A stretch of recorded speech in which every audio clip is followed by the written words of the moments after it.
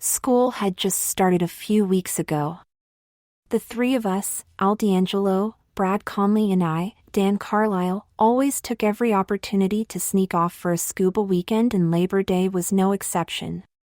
We all really liked the coral reefs in the Keys, even though pollution was taking its toll there too. We usually stayed in Marathon at a rooming house. There was one room there that had a twin and a trundle bed, perfect for the three of us. All coming from fairly well-off families, it was no problem getting some extra cash, hopping in a car and zooming down there. It was only a 4-hour drive. It's not like we'd be taking off and leaving behind a full social schedule. You see, we were the class geeks. Always had been. We were all short, skinny, and wore glasses or contacts. Our grades were our only socially redeeming feature. The only reason any of the jocks would even talk to us was because they needed our brains to get through the courses needed to stay on the teams. We each made a nice little wad of side money, keeping them out of trouble. We parked at our favorite dive shack, got our tanks filled, rented a boat and donned our short wetsuits, jumped in and headed for the reefs. They had a lot of rules to follow, but we all found it so beautiful and educational, it was well worth it. The first hint that things were not exactly as usual was when we were checking our regulators before diving in. I took a heavy drag on mine and said, "Wow. This is great air. They must have just changed the filters or something." Al responded, "Yeah, Dan. Check it out, Brad. It's like it has a flavor or something." Brad did and came to the same conclusion. We all went off the side backwards with me carrying a tether to the boat, as we were not allowed to anchor in the coral. After about 5 minutes, I was on top of the world. I had never felt so good in my life. It was not like being drunk, nitrogen narcosis, or high on drugs. Well, maybe it was. I had never been on drugs. However, had I not had a regulator stuck in my mouth, I would have been grinning from ear to ear. It was certainly close to euphoria. The dive went great and we saw a lot of neat sea life, coming up about 45 minutes later. The effects of breathing that air for almost an hour became immediately apparent as we took off our masks, looked at each other and began giggling. What was in that air? Laughing gas? "Al, there is something different about you and Brad," I remarked. "I think maybe you got better looking down there." Giggle. "Never thought I'd be giving you this kind of compliment, but yeah, you too, bro. I just can't put my finger on it, but I feel great. We have to come back here over Thanksgiving." Agreed? Absolutely. We went back and got more air and went out again, encountering the same symptoms, amplified somewhat, deciding that maybe we'd better cool it until tomorrow when we could go down again a couple more times. We were feeling just way too good, like rapture of the deep, euphoria? And I swear Brad and Al looked even better when we came up the second time too. I must have the bends or something, I thought silently. What do I care how hot their bods look or how deep blue Al's eyes are? So, we went back to the house and got cleaned up. As I was brushing my hair while blow-drying it, I noticed something. It seemed like I had more hair, longer, shinier, fuller for certain. It looked nice. I liked it, although arranging it was a bit of a pain. Oh, well, I thought and let it go. The other guys looked a little different to me too, but I didn't want to say anything to put them off and kept quiet. It was like I was seeing them with different eyes. I can't quite explain it, but we all looked softer, less masculine, if that word ever applied to us at all. The next morning, Al woke up with a stomach ache. Ostensibly it had been those clams he had for dinner last night. Anyway, rather than leave him in agony alone, we all packed up and went home, cutting our trip short. He had pretty much gotten over it by evening and we went on with business as usual on Sunday. The next Monday we went to classes, did our tutoring and went home. Nothing major. It went that way all week, but something was nagging at the back of my mind. One tiny tweak at a time, we were evolving. There were tiny, almost imperceptible revisions going on with us. However, I was very perceptive. By Thursday, when we all met in the tuck shop for tea, we all noticed the same thing. Our fingernails had grown about 3 times as fast as normal and Brad whipped out his clipper, but out of my mouth popped, I don't think I want to cut mine, Brad. I think I'll wait until I get home and can file them. Cutting leaves ragged edges. He then took a good second look at his and agreed that maybe we all should file them instead of hacking them off so short and put the clippers away. When my mom caught me sitting in a chair watching Oprah and filing my nails, she couldn't help but giggle. Well, Danny, when did you decide to stop hacking them back to the quick? Just today, Mom. The 3 of us just decided we might like taking a different approach, so we're trying it. How do they look? Pretty nice, huh? Well, not bad for a beginner, Danny, but here, let me help you this first time. You don't want to file them straight across like that. Mom took over and showed me about which way to swing the file and how to shape and undercut and take care of my cuticles and push them back and all. It was a nice mother-son moment. It also made them look really long. It was a nice moment, until she began putting the French manicure paint under the tips and then coating the tops with 2 coats of nude. Well, I know I should have screamed and pulled away, but she was so gentle and matter-of-fact about the whole thing, I just went mellow and let her do it. And when she was done, they were absolutely beautiful and long and oh yeah, definitely oval and feminine. Well, Danny, doesn't that look better than those scraggly old nails you guys wear all the time? Oh yeah, Mom, sure. I'm just wondering what the rest of them are going to say when they see my pretty hands. They'll probably be jealous, honey. I swear your hands are pretty enough for a hand lotion commercial. In fact, here. I want you to use this lotion on them from now on and put a coat of this clear protector from the salon on every day. That way they won't break, okay? But Mom, don't be such a weenie, Danny. You'll get to like it, I promise. Exactly what I'm afraid of, Mom. I tutor football players, you know. That's their problem, Danny. When that dries in a minute, you can run over and see how your friends are doing. Boy, did I ever. I mean, with nails this long I couldn't even use my hands the same way as before. Now I had French talons. I ran over to Brad's, wondering what he had done considering he was the one who whipped out the clippers. Wow. I thought when I saw him. Instead of his mom, his older sister had gotten a hold of him in mid-filing and taken charge. He was all done, sitting there in the TV room, sipping a Diet Coke and reading one of those wild romance novels of his sister's, which he tried to hide as I came into the room. Oh, hi Dan. I was, just reading. So I see. A Western. He had his hands behind his back. The heroine, anyone I'd know? I don't think so, Danny. Well? What did you do with them? I asked. Very timidly, he held them out for my inspection. Well, at least they didn't have French tips like mine, but they surely were long and rounded and shiny and feminine just like mine. They're very pretty, Brad. Who did them? Jeannie. She will do anything to clean up my geek image even if it means this.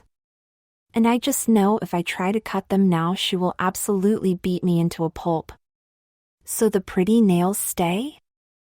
I guess so. Well, it could have been worse. She could have decided to paint them red or style that mop of yours with ringlets. Don't go there, Dan. She's already threatened that little job for next time she's at odds for something to do. Oh wow. We then called Al. It seems he suffered a fate even worse than ours. His mom wanted to give him a pedicure as well, and he ended up with similar girlish nails and medium pink frost toes as well, with an admonishment to leave things alone or else. We decided that we needed to get together over a soda, so after dinner, we went to the local Sunday shop. May have been a slight mistake. We tried to keep our hands in our pockets, but finally, we just used them, and a couple of the girls we saw actually made nice comments. The problem was, of course, that you could only use your hands one way when you have claws like a girl. You use them like a girl. But, for some reason, this digital emoting came easily to us. We soon were carrying on like we had always run around with beautiful talons at the end of our fingers. Now, under the guiding eyes of our tutors, we had to take care of our claws with filing and successive coatings. By the third week, we had gotten used to it, and it became part of our thing along with all this darned hair we seemed to be growing like dandelions. Just to get it out of our way when we were sleeping, we all began putting it up at our crown either in a bun or a ponytail. What wasn't part of our thing was that our mothers had put their heads together, decided that their scraggly, long-haired hippie geek sons were going to change their ways, and the Wednesday afternoon before Thanksgiving, when we all had no classes, we were all treated to a special at the local salon. 3 geeks and their moms all went in and had the special, which in this case was a wash and trim and or set/a manicure, and with the manicure came a free brow waxing and a pedicure. It was a big shop, and they had us all in chairs at the same time. They had been told what to do by our moms. It was special, all right. That waxing really hurt even with the deadening stuff, but we had to admit our bushy eyebrows never looked better. Then they rubbed in some cream called Talo. While they had our heads in the basins, hair in rollers and whatnot, we couldn't see what they were doing with our hands.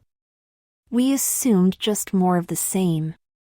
Well, thank heavens they didn't put on colored polish, because now we all had acrylic French tips with acrylic overlays that stuck out about 1/2 inch beyond our fingers.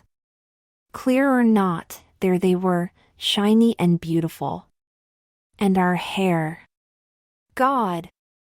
Brad's had been colored into a deep auburn and cut into a Dutch boy or a page boy or something that was really swingy. There was a really cute girl with that style in one of the magazines, but Brad sure didn't look that cute in that style. And sure, it will be very easy to take care of, but with bangs and those eyebrows and the nails? He was cute the way they shaved his neck and all. All he needed was tits and makeup though, and I guess he could have been downright foxy. I was stunned as he was the first one finished. The change was remarkable. I saw him looking at himself in the mirror and noticed the lump in his shorts growing. I really didn't blame him. He looked hot, but he didn't look much like a Brad. Maybe a Brandy? Al and I ended up with long, layered cuts, his parted on the right side and me with bangs like Brad but with no part and with extra body on top. I was humiliated. All our mothers would say was, "Now, you boys will have to learn to take care of yourselves because we are sick and tired of seeing you looking like refugees." Is that clear? It's about time you took some pride in your appearances, and if this is what it takes, so be it. A universal, yes, mother followed. We then went from the salon to the local discount store where hair and nail care products were purchased for US, and they also got us tweezers to keep our eyebrows nice too. I couldn't believe it.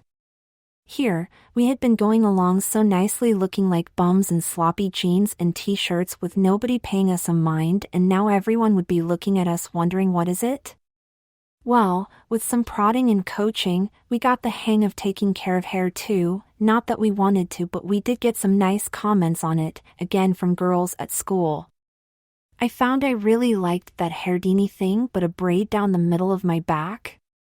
What none of us liked was having to put it up in rollers and sometimes having to sleep in them. However, we had to admit the results were worth it. It was time for our next sojourn into the deep and we couldn't wait to get there. We arrived at the house, left our clothes and with wetsuits already on, set out for the dive shop for air. Now, usually we would have changed on the beach, but we were all now a little self-conscious about, well, certain things. It was bad enough sharing that knowledge with each other, let alone strangers on the beach. You see, it wasn't only our hair and nails that had grown pretty. Because of our mutual problem, we decided that we would all have to get different styled dive suits. The ones we had were squishing us terribly in certain places. After spending a couple hours with the fishes, our second tanks having expired, we decided to go back and get cleaned up. Cleaned up now meant a little more than it used to the beginning of September. Brad was the lucky one with the chin-length page boy. It dried quickly and hung just right, framing his small face beautifully. We had all been taking so much more time with our grooming with the hair and nails lately. AL's and my hair was taking a little longer since we had to put it up in rollers for a while to keep the styles looking good. I couldn't explain it, but I had put my scruffy days behind me and wanted to look nice, reach my full potential as it were, whatever that was. I recalled wondering what had gotten into me lately. As I pulled on a tank top over mid-thigh shorts with deck shoes, I mused on just how far this cleanup would go for all of us. Brad and Al were positively primping. I figured any second one of them was going to whip out an eyeliner or mascara. And Brad never did take off the pink polish his mom had put on him.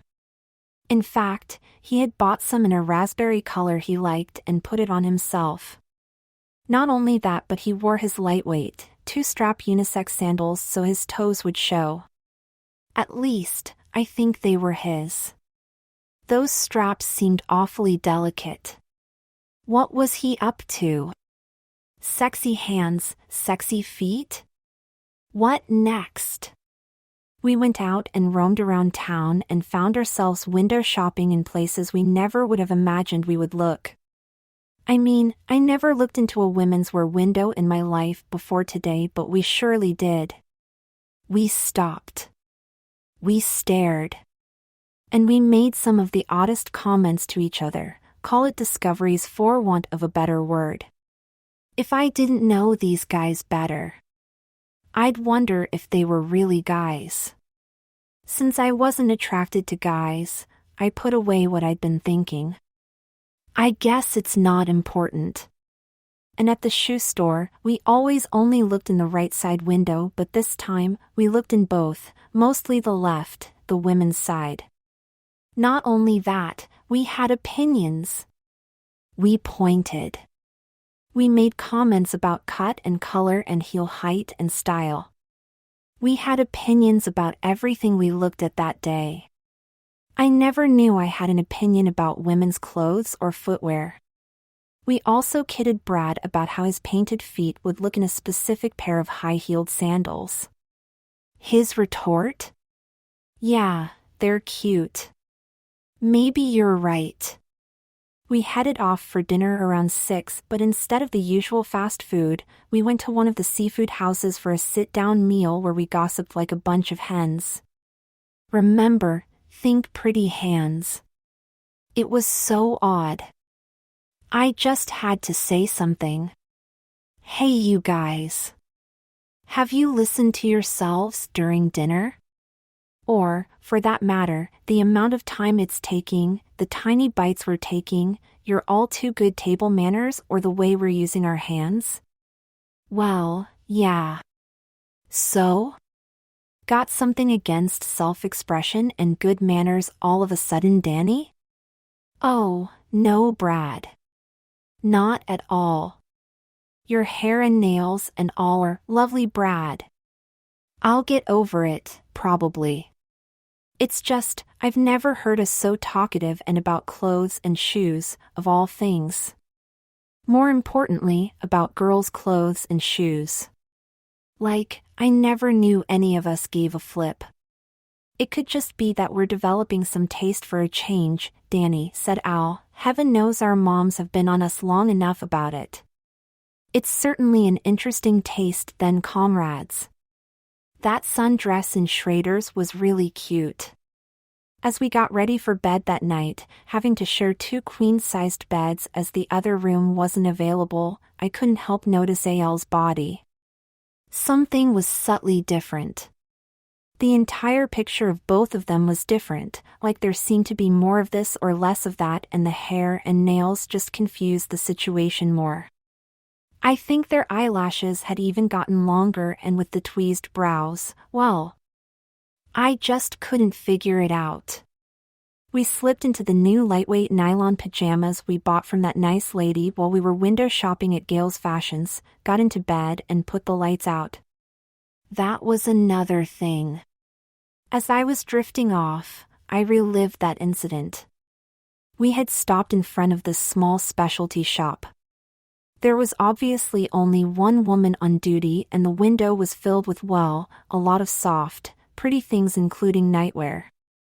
She invited us in when she saw us there gawking. We became less inhibited rather quickly. She was very friendly. Indeed, we were sounding like 3 girls shopping, and the lady was treating us like that too. Brad bought a TOE ring. We bought some pretty pajamas, lightweight tricot nylon and matching panties which, after putting our hair up, we slept in that night. Panties. I could not believe what was going on in my head. It all felt delicious, and I was sorry I hadn't gotten that mist green nightie she showed me. In the morning, we went home. The trip was uneventful except for somewhat more animated conversation than I was used to from these guys, especially all the giggling and the talk about clothes and hair. Since all I could do was drive and listen, what I heard was not my buddies. Their voices had slipped a cog. Upwards, I was sure. Of course, we had to redo our nails before we left since they had been in salt water so long. What we wore home was our shorts, tank tops and panties with hair swinging at our crowns and scrunchies. I was sure we had all developed a bit of, how shall I put this, preteen fat. I'm trying not to put too much of a label on it for fear it might sense my comment, and decided to multiply.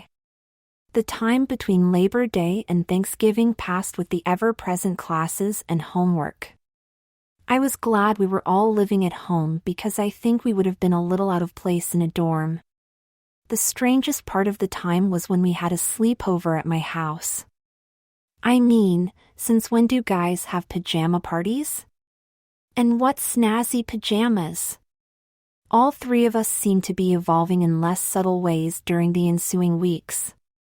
We had also been back to the salon for fills on our nails, which were now even longer. We were all painting our toes now. Brad seemed more slender but with more hips, his hair longer and his pecs heavier. Al and I no longer had any trace of flab around our middles, but our pecs and butts seemed to be on the increase too, and all 3 of us were getting a tiny bit of a tummy below our flat stomachs. Our muscle tone, if in fact we had any left, had evolved into one smooth, undefined mass. Apparently, our taste in nightwear had also changed. I knew a kid in high school who always preferred nightshirts to pajamas, and when I questioned him, he explained how much more freedom he had in them. The Saturday before the sleepover, we had all been shopping at the mall and discussed that at great length. We had all succumbed to the idea of a nightshirt during the discussion of the coming party, but there were none to be found. Our lightweight pajamas were nice, but we wanted something nicer. Sexier? Something more titillating? Determined to have our way despite a spate of butterflies, we all opted for the next best thing, namely, a nylon nightie, which we found a great assortment of at a national chain lingerie store in all sorts of wonderful styles, fabrics and colors. This was just the thing then. I found one in orchid, although it had a little more lace than I would have liked. Brad found a pink one trimmed with pink ribbons and white lace, and Al liked a light green one with spaghetti straps, which did show off his soft, narrow shoulders and his budding chest. I didn't remember Brad as having such nice, smooth shoulders. They were all waltz length except Al's. His was ankle length. Not exactly the kind of fare we started out to buy, or so we thought. When it came time to put them on for bed, we were a little amazed at how we looked. We were in night dresses. Dresses! And we didn't look that bad considering the hair, nails, and eyebrows. Al just couldn't contain himself, saying with great animation, "Danny honey, that Grecian gown looks really great on you. Darn, you are getting really cute." Wow. I'm sorry. I didn't mean to insult you, bro. Lots of girls have told me I'm cute, Al. Don't make a federal case of it. Let's just play some gin, okay? I tried to ignore what he said, especially the honey and how I felt about it, but I couldn't. It felt like a compliment and I liked it. And I knew what he meant when he said cute too. He meant girl cute. Oh, my. And I didn't even care that he called me honey. We looked softer. And our pecs rather stood out, almost like breasts in the cups. No, not almost, really like breasts conical. They were now all fat, feminine fat, pointed, ergo, breasts, and with large, dark nipples too. We universally hated our hairy bodies all at once, and so at the end of our evening, after some cards ended in giggle fits in the bathroom as we got rid of all that hair that made our gowns look strange. When we finished, we looked each other over and agreed. Much better. The only body hair left was a little patch of pubic hair. Our panties hid that. Then we brushed each other out and did our own nails. I said, "You know, Polly was really right. I think I'm going to like a gown much better than pajamas. It's so light and feels really neat against my legs now. And body hair is so gross. I'm never going to let that grow out again. You're getting rather lumpy, the both of you. Better watch what you eat from now on." "Go look at yourself before you throw stones, Danny," replied Al. I swiveled over to the mirror and did. Must have been the influence of the gown. I swished. My butt seemed to have a mind of its own. He was right. I filled my Grecian-styled gown a little better than I would have imagined, and certainly more than I would have wanted to back in August. "Huh, imagine that," I replied. "Maybe I am kind of cute after all." Those were not muscles in that bodice with their dark nipples at attention. They were my breasts and I liked them. I just knew we were going to become close friends. We had our Thanksgiving dinners with our families and headed for the Keys. Our mothers were quite pleased that we were keeping our hair and nails so nice. They never said a word about our running around in curlers or having to go to the salon for a wash and set. Of course, they never saw us in our new nightwear, and a good thing too, although we packed it. Funny, they never said anything about the various satin panties in the wash either. How odd. And we jiggled. We all really should have been wearing bras, but none of us had the nerve. When we arrived, we only had time for one dive, so we got right to it, going to the same dive shop for air. It tasted just the same as last time, and we fell overboard to our dive after about a 15-minute run to the site. We were elated to be in the coral again. I've never seen the guys so animated before. We were all having a wonderful time until we ran out of air. Still, we were full of fun and giggles when we were taking off our gear. We went in and had our tanks filled up so we could get an early start tomorrow. The lady who filled our tanks looked vaguely familiar, but I couldn't place her. She may have been related to the former owner. Then we headed back to the rooming house to get out of our wetsuits and rinse our hair so we could cruise. The appearance of myself and my friends was definitely changing. It was more noticeable now. I didn't know how aware they were, but I certainly was. I was getting round and fluffy in places only girls are fluffy, and so were they. Our pecs were held in by our wetsuits, but without them, they looked more and more like breasts with their larger, darker areola. Milk factories on the move. No wonder my gown was looking so much cuter on me at home. And no wonder our wetsuits were not fitting properly. We needed the ones with a dart on each side of the chest. And what did we want to do when we got dressed? Did we want to cruise for girls? Did we want to go to an action movie? Oh no! We wanted to shop and stop for tea. I could never stand to go shopping before. And what did we all do?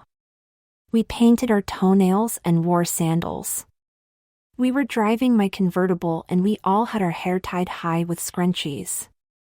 We parked at the little mall and went in. I must tell you, I had a certain premonition about this trip. Something unusual was going to happen. I just knew it.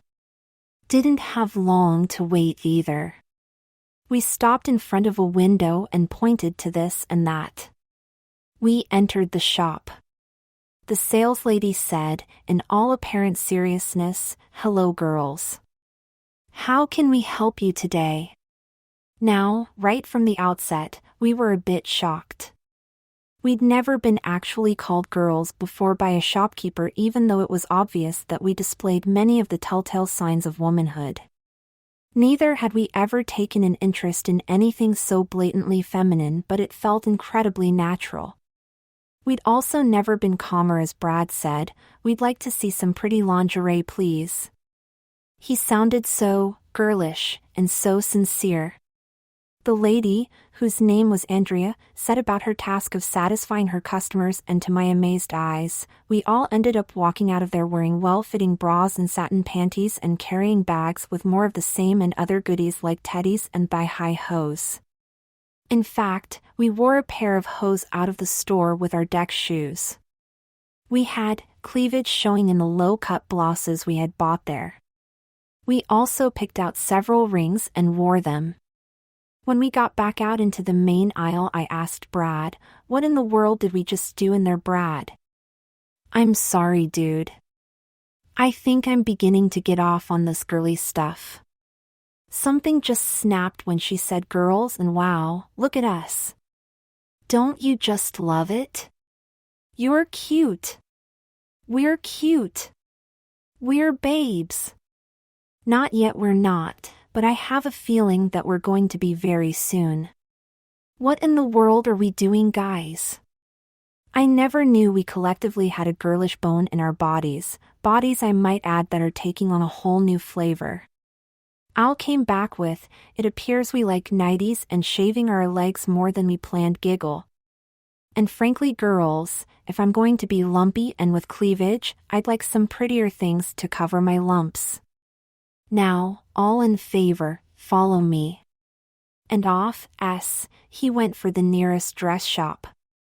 Brad and I stood there, mouths open, stunned. Then we ran to catch up. And not like boys did we run, oh no! Hip-swaying girl trot was how. The next shop found us unabashedly combing through the racks of skirts and blouses and dresses, taking stack after stack to the try-on rooms and ogling ourselves and each other both helpfully and competitively. We left with slips, a couple skirts and blouses and short shorts each, and head scarves. And we were wearing the skirts and blouses.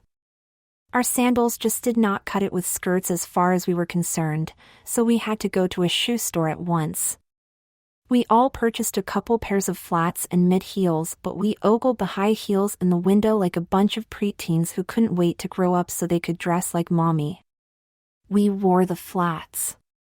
We were exhausted and went back to our favorite seafood place for dinner where we were treated like, what else, ladies? It was so neat and strange. Our voices, they were suddenly so liltingly soft. Where had our bravado gone, not to mention the baritone and tenor?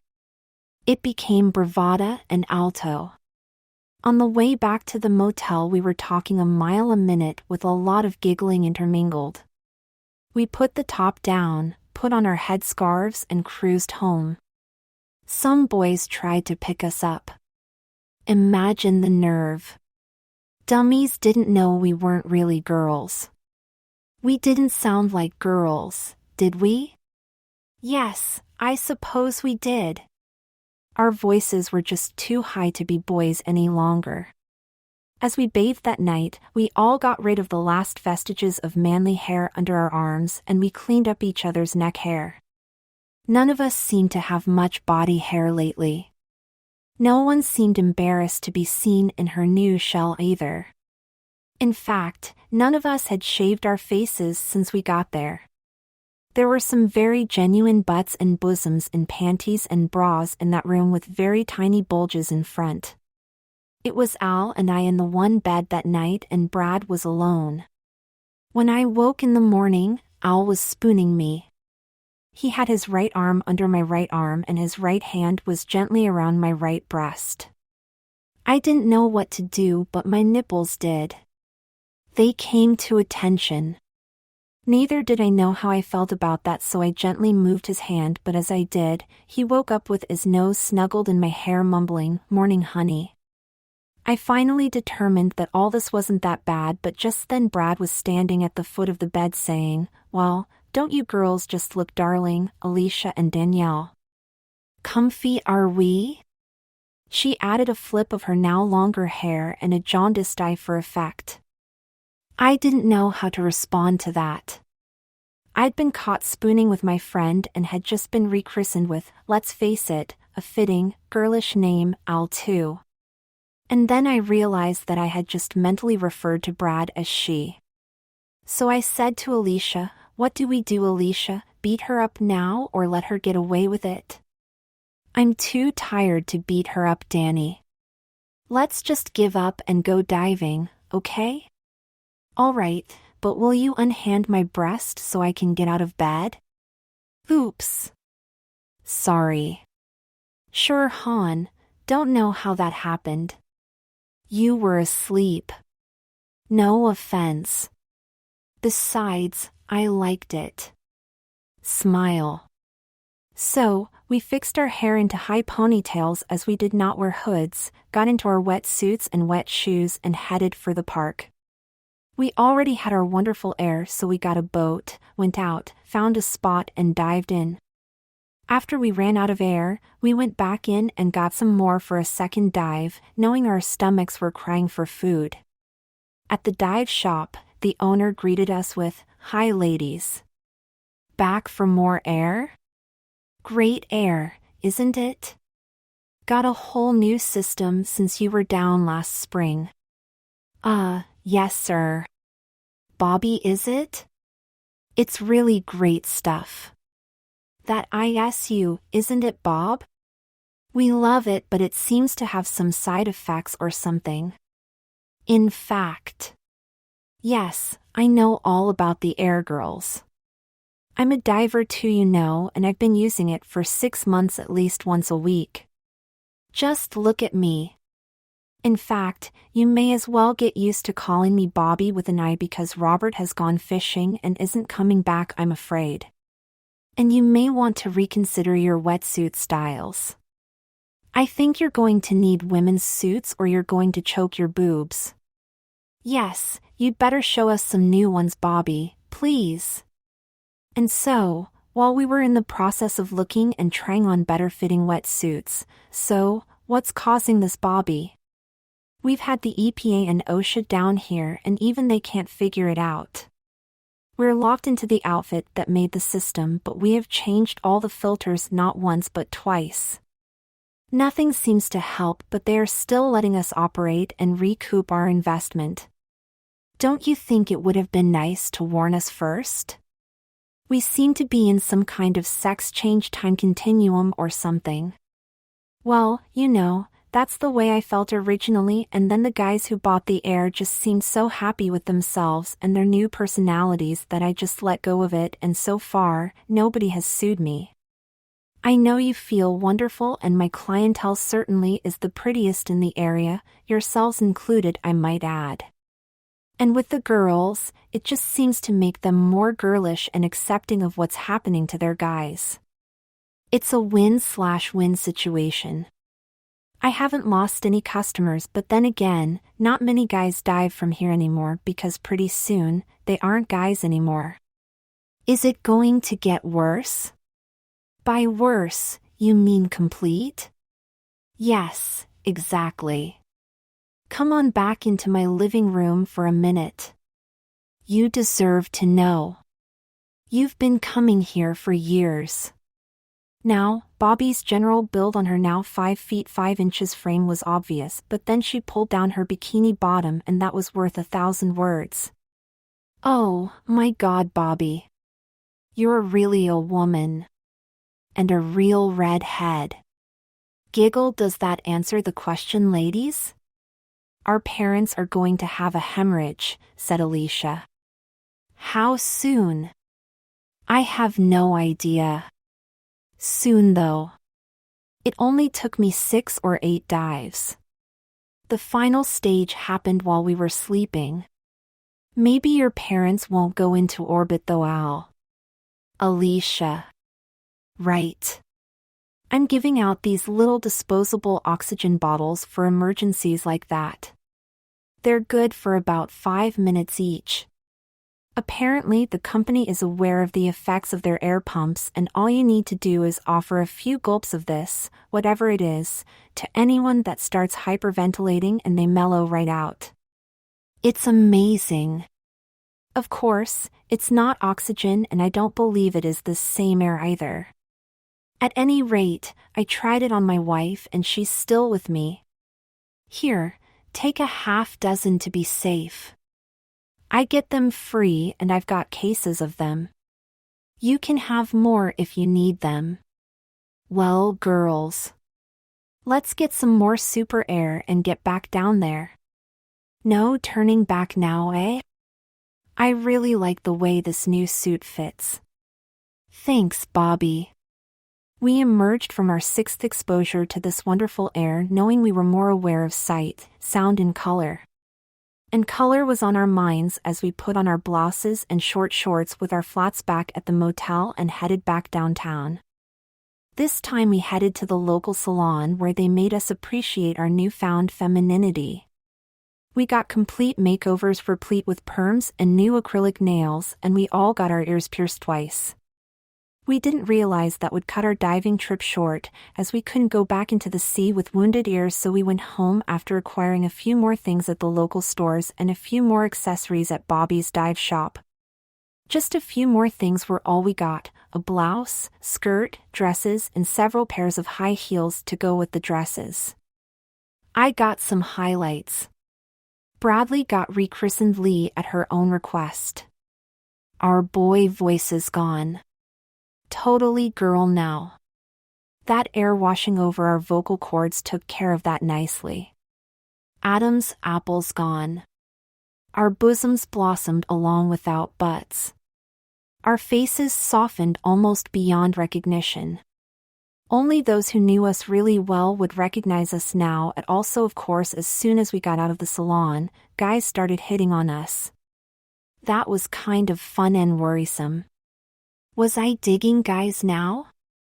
Maybe. If I was going to end up a female, why not? And what was going on in our panties? On the one hand, not much, and on the other.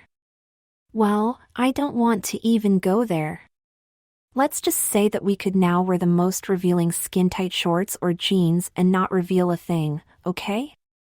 We were squirming in our seats all the way home. We had twitches and itches we didn't even want to think about.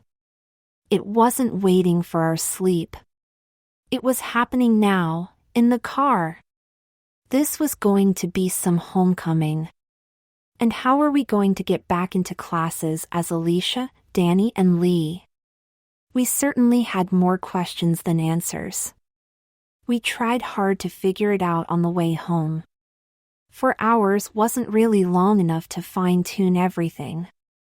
We only got the rudiments covered and we never stopped talking.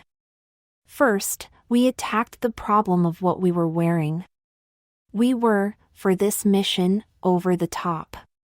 We were in full makeup, dangle earrings with studs, had painted toes and long red fingernails, and had major hooters going on along with tiny waists and bubble butts. We were all somewhat smaller in stature and our voices had changed permanently. So, what could we do? Our own families would not recognize us. We were females. "I have it, Danny," said Lee. "Let's just try toning it down to a dull roar. We'll get rid of all the color, pick up some sports bras and t-shirts to cover our boobs, put our old boy shorts on and wear our deck shoes. That will cover our toes. We'll look almost normal." Great idea, Lee. Except we don't sound the same and certainly don't look the same no matter what we wear. We resemble our families but we don't look anything like we did. How you going to keep those size 9s on now that you wear a 7? How we gonna hide these hooters or claws or hair or the fact that you now look more like your sister than your sister? Still, I think she has a plan and that's about the best we are going to come up with. Let's pull into Punta Gorda and redo ourselves down several notches for the initial meeting. Then as the questions come, if anyone needs oxygen, we can mellow them out, okay? Sounds like a plan, Danny. So we stopped and made a few adjustments. We were no longer major babes but merely extra cute girlish boys with scrubbed faces coming back from a scuba trip. All right, very cute girls with no makeup coming home from a scuba trip. Our little weenies had disappeared between sensuous folds of moist skin. We didn't actually have vaginas, yet. "I can't wait for the shit to hit the fan," exclaimed Alicia. Lee was the tallest of us, now reduced to 5 feet 7 inches from a strapping 6 foot. She went straight to her room, missing her parents entirely. Her sister Helene spotted her and challenged who she was and why she was there in their home. Lee trotted out her ID and explained the fantastic tale to her, hoping that she, being young and supple-minded, might grasp this. Instead, she screamed at the top of her lungs, whereupon Lee quickly administered first aid by giving her several jolts of mellow juice. Lo and behold, Helene became calm and Lee was able to win her over to the fact that she had a new sister now. They could now take the team approach to explain it to Mom and Daddy. The next thing Helene said was, "If what you say is true, how about taking our pain-in-the-ass little brother scuba diving next time you go? That would sure be fun. We could all go together. You know he's been wanting to for ages. He's only 12. He'd never know what hit him. You know what a complete little shit he is. Perfect timing, sis. By the time he's 13, he'll be really sweet and nice to be around for a change. Okay. We'll invite him. His puberty is going to be a hoot. Okay, but only if Mom and Daddy say it's okay." At dinner time, Helene and Lee went downstairs and plopped down in front of the TV in the living room, reasoning that they didn't want to risk anyone getting hurt in the family room with the tile floor. Lee's mom didn't have a clue who she was, and when Helene told her, she predictably fainted dead away. The girls caught her, put her on the couch and administered first aid from the canister, a good dozen breathfuls while she came around to consciousness. Upon awaking she said, "Well, girls, you must admit this was quite a surprise. Lee, you are beautiful. Come here, honey. Give me a hug. I never realized you could be so pretty." Situation normalized. Apparently, the gas didn't take away memories but just provided a calm acceptance. Now for Dad. He came home a few minutes later, hung up his coat in the hall closet by the door and walked into the living room. Mr. Kaplan was about 40, balding, a little overweight at 5 feet 10 inches, and he now towered over everyone in the room. Noticing he had company, he began to speak, whereupon his wife asked him to sit down. He did. "Well, aren't you going to introduce me to our guest, Pauline?" "Of course I am, dear. This lovely girl is Lee, your former son." Now, I don't want to get into the whole ethnic thing about how Jewish men value their male children, but Mr. Kaplan exploded, turning red in the face and having so many words trying to get out, he could utter none of them. He looked like he was going to have a coronary right then and there, with the blood vessels straining at his neck and forehead. His carotid artery began to bulge. He did indeed begin hyperventilating. Helene rushed over, grabbed the canister and told him, "Here, Daddy, take some of this oxygen. It will make you feel better." She held it to his face and he took it from her willingly, holding it there himself and breathing for a good 2 minutes. The results were nothing short of amazing.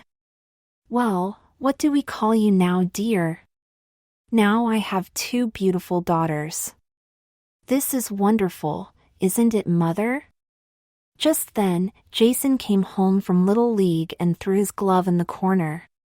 Upon seeing Lee, he said, "Wow, who's the new babe, Helene?" "Have a little respect, you little twit," she replied. Helene very casually walked over to him with the canister behind her back and said, "This is your new sisterly honey." His cries of "but I've only got a brother called Brad" were almost totally muffled by the mask over his face as he took in large forced gulps of special error gas or whatever it was. She was much stronger than he and held it to his face until he quit squirming a lot of breaths later. "Golly Lee," he said. "You're a stone fox. How'd you get so beautiful?" Lee replied, "Would you really like to know, Jason? It is an interesting story." "Yes, I really want to know the whole story." "Well, to fully understand it, then you have to come scuba diving with us a few times, so we'll have time to tell you all about it, okay? It takes a while in the telling. For now, just accept it as fact that Lee is your sister and she's going to break a lot of hearts," said Helene. "You don't have a brother anymore." "Yeah. I really want to hear this one. It ought to be a pip. How my nerd brother became a gorgeous babe. That I do want to hear all about. Sure, I'll come if that's the price of getting the story. Besides, I've been trying to get you guys to take me down there forever." "Okay, little brother. We'll be down there for a whole week after Christmas and you are invited to come. We should be able to get in at least a dozen dives. That should do it for you." "Great. I can't wait to tell the guys." "Whoa, little brother," said Mom. "You are not going to spread this all through your group of wild friends until you know what you are talking about, so just forget it. If one word of this gets out before you all get back from that trip and we hear it was you, you're grounded for a month. Make that 2 months with no TV, no bike, and no games." "Aw, Mom. It's a great story." "Maybe so, but it's family, so leave it be for now." "Oh, all right. This should be interesting," remarked Helene in a whisper. "Well, you'll get what you want, won't you? No more nasty little brother and she'll have a normal puberty." Meanwhile at Danny's, when Danny got home in her baggy t-shirt, shorts and patent sandals, her mother just told her to go get cleaned up. "You look like a shambles. Go take a soak and wash that hair, honey." "Yes, ma'am." Well, Danny did take a soak in some scented oils, styled her hair, put on her makeup to the nines, then donned her revealing short shorts over satin panties and made the most of that most excellent butt. Then she put her 34C boobs in a proper underwired sling under an attractive shell and stepped into her new mid-heeled wedge sandals, exposing her cranberry toes and great legs. Then she bopped into the living room with a canister playfully tucked behind her back. "Hi, Mom. I'm back. Better? Daniel Cranston Weaver, what have you done to yourself? You look like a girl for pity's sake, and a very pretty one. Mom, please remain calm. I am a girl now and I can explain everything if you'll let me." Just then she was about to go into a tirade and Danny saw it coming in time to grab her behind the neck with one hand and put the mask over her mouth with the other. "Just breath easy, Mom. You'll be okay. I'm fine too. Just keep breathing slowly. That's it. Now, taking it away, do you feel any better?" "Oh, my goodness, what is in that canister, Danny?" "It's wonderful. May I have a few more breaths?" "Sure, Mom. I have another one for Daddy." Well, needless to say, all our experiences were similar and we did indeed make an excursion for a week in the Keys. When my 12-year-old brother began the week, he was a normal kid and still a pain in the ass. He was persistent in trying to forcibly drag the entire story out of us about how we became girls, but we just as persistently avoided telling him the entire story or the whole truth, nor did we ever mention the scuba shop air. We just played around the edges of the story with casual innuendo and pseudo-facts to whet his appetite. We could see a slight shift in his mindset begin to form around the third dive. He was becoming a tolerable kid to be around. By the time the sixth dive was over, however, he was joining in our shopping trips with a little more interest. Apparently time had nothing to do with the transition.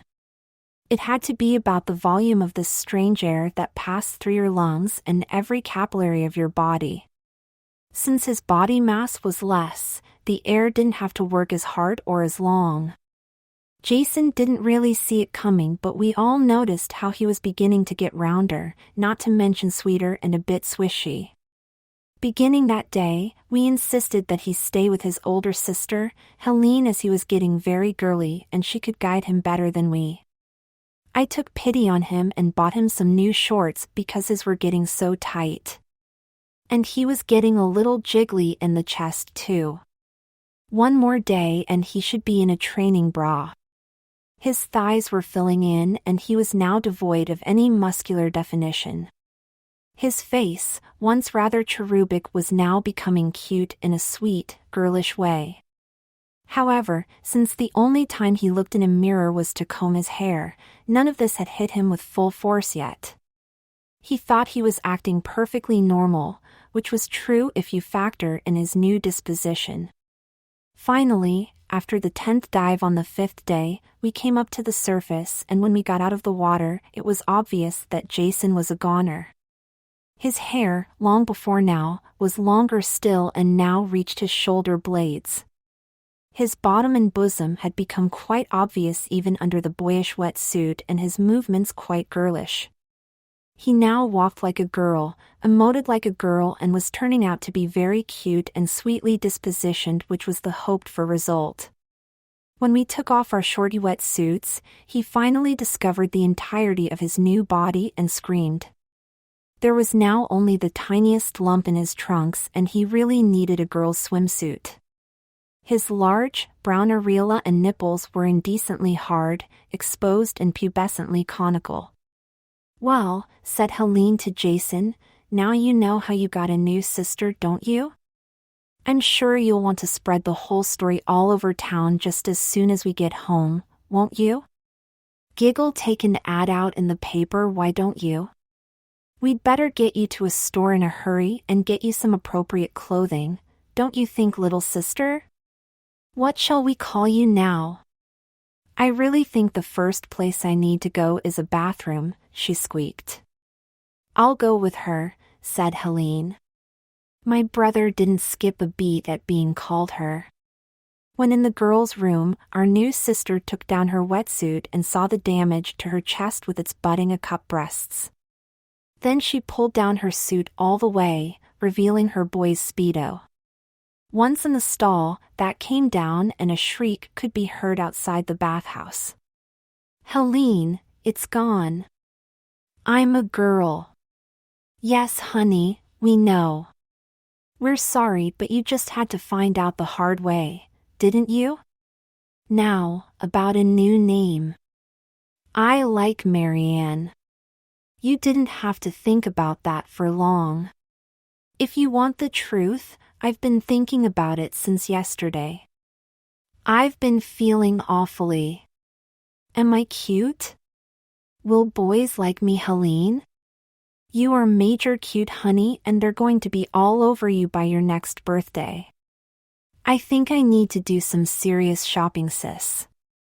These dumb clothes are never going to make it. I want some pretty things.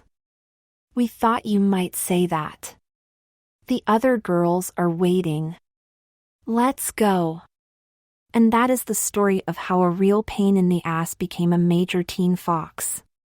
So, be careful of the air you breathe. Personally, I'm NAUI certified and can take you to Bobby's Dive Shop if you'd like. I live in Florida on an island off the West Coast, and that's the truth.